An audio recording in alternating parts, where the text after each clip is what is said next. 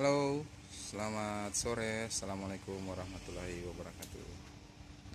Nah, ini video kali ini kita sekarang lagi pasang setir racing buat si Honda Genio.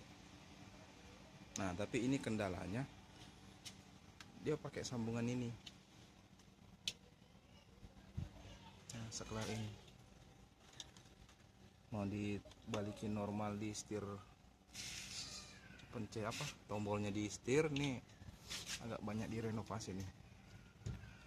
Ini kita lagi dengan teknisi kabel Andi Soekarno. Ini lagi diapain ini Pak? Dikerjain.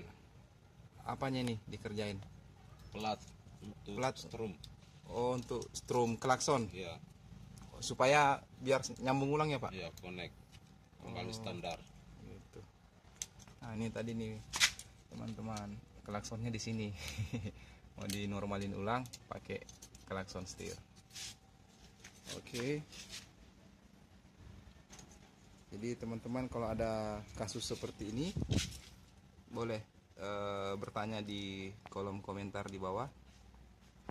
Dan jangan lupa subscribe biar kita semangat bikin video-video lagi. Oke. Sekian dulu video singkat. Nanti pas selesainya video ini kita upload lagi, selesai ini pas proses pengerjaannya. Jadi kita upload lagi video kedua pas sudah selesai. Oke. Sekian dulu. Assalamualaikum warahmatullahi wabarakatuh. Bye.